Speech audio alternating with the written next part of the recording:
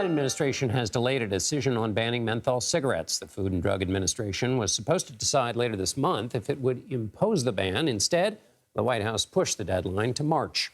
A ban on menthol cigarettes has been in the works for nearly a decade. The FDA estimates it could reduce overall smoking rates by 15% in 40 years. The agency also says it could prevent up to 650,000 smoking-related deaths in that same period. Let's bring in Dr. Enid Neptune. She is a professor of medicine at Johns Hopkins University and scientific advisor for the American Lung Association. Doctor, thank you for being with us. Can you remind us why menthol cigarettes are different from other kinds of cigarettes? I mean, people know cigarettes are dangerous. What is it particularly about menthol cigarettes?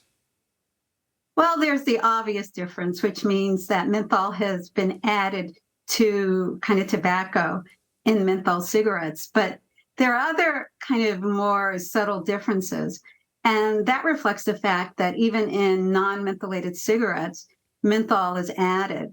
But these are not cigarettes that are designated as being mentholated cigarettes. And so one could ask, well, why are you adding menthol to cigarettes that don't taste like mentholated cigarettes? And that's because menthol is not just a flavoring. Menthol is a drug.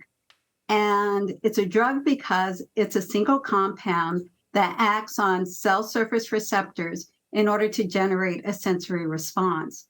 And that is why the industry is working so hard to protect this particular marketing device.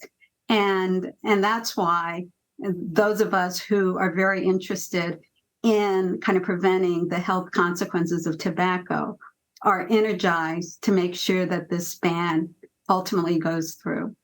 So in terms of the ban, would the ban relate to those cigarettes that taste like menthol or any that have any menthol in them at all? That's one of the kind of challenges with the current system to regulate flavorings. So flavorings are regulated for what is considered characterizing flavor. And that means how they taste, how they smell.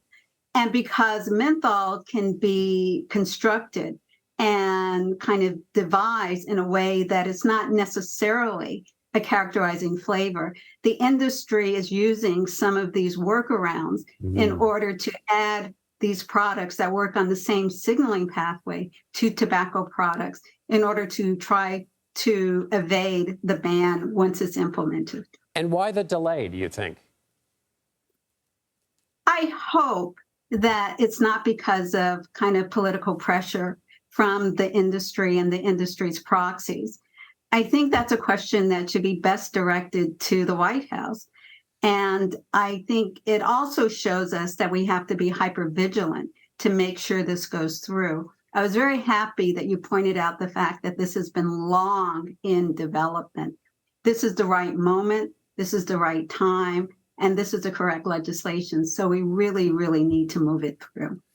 Menthol cigarette use is located in the African-American community, and there has been some pushback from African-American leaders. What's the nature of that pushback, and what's your thoughts about it? Well, unfortunately, the pushback is kind of attached to a disinformation campaign. And it's very discouraging when you see persons who are very elevated within the African-American community trying to kind of undermine the effectiveness and the value, the health value of the ban.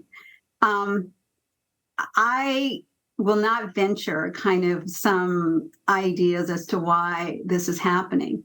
But I think one question, because the industry has so much money, is that the question that I hope you and other media venues will pose to these leaders is to ask them why they're opposing a ban that could potentially save 45,000 African-American lives per year, and whether they have any monetary relationship with the tobacco industry. One other criticism is that that if there's a ban, there could be an underground market that would be created based on the way these are created. These kinds of cigarettes are created. Is that a legitimate possible argument, or what are your thoughts on it? Well, the concern about an illicit market or a black market has always been kind of one of the concerns that's levied by the tobacco industry for any kind of regulation.